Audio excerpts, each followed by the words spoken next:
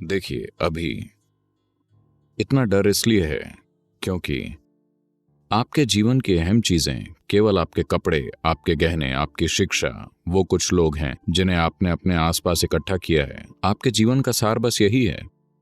इन सारी चीजों को आपसे किसी भी पल छीना जा सकता है ना? यही वो इकलौती चीज है जो आपको मजबूती दे रही है। हाँ, वो थोड़ी सी शिक्षा, आपके कपड़े, आपके गहने, आपका बैंक बैलेंस, आपके इर्द गिर्द के कुछ लोग, यही सब चीजें आपको एक प्राणी होने की मजबूती का एहसास दे रहा है। ये एक प्राणी नहीं है, ये बस एक जुगाड़ है। अगर ऐसे मामूली टुकड़ों से आप एक इमारत बनाएंगे तो आप बड़ी चिंता में तो रहेंगे ही कि ये कब ढह जाएगी। अब इस हिस्से के लिए अगर मैं पत्थर की जगह एक टहनी का इस्तेमाल करूं तो ये तय है कि मैं हमेशा चिंता करूंगा कि ये कब मेरे सिर पर गिर जाएगी, है ना? ऐसा है कि नहीं? यही आपकी चिंता है, यही आपका डर है, क्योंकि आप अपने जीवन को टहनियों से बनाने की कोशिश कर रहे हैं, न कि ठोस चीजों से, असलियत से नहीं, बल्कि मनगढ़ंत चीजों से। ऐसे में आप हमेशा डर में ही जिएंगे। जीने का कोई दूसरा तरीका ही नहीं है। जीने का कोई दूसरा तरीका नहीं है। अगर आप ऐसे घर में रहते हैं जो टहनियों पर टिका है तो ये डर कि कहीं आपके सिर पर ना आ गिरे स्वाभाविक होगा, है ना? आपके साथ बस यही हुआ है। अब समय है कि आप अपने जीवन में कोई इससे ज्यादा कारगर चीजें लेकर आएं। अगर आप कोई ज्यादा कारगर चीजें ले आएं तो अचानक आप पाएंगे कि अगर आप यहां बैठते हैं तो सब कुछ ठीक है, चाहे जीवन हो या मृत्यु, फिर भी ये ठीक है। ये ऐसे ही होगा। एक बहुत सुंदर कहानी है। बुद्ध अपने जीवन के आखिरी दिन पर वो हमेशा सुबह चावल के दलिए का नाश्ता करते थे और नाश्ता पूरा होने पर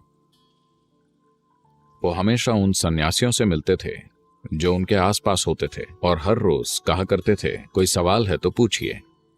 ये 40 सालों तक चला। अपने आत्मज्ञानी जीवन के 40 सालों में नाश्ते के बाद वो हर रोज बोलते थे। जो कोई भी वहां होता, 10 लोग, 10,000 लोग, चाहे कितने भी लोग हों, नाश्ते के बाद वो हमेशा बैठकर बोलते थे।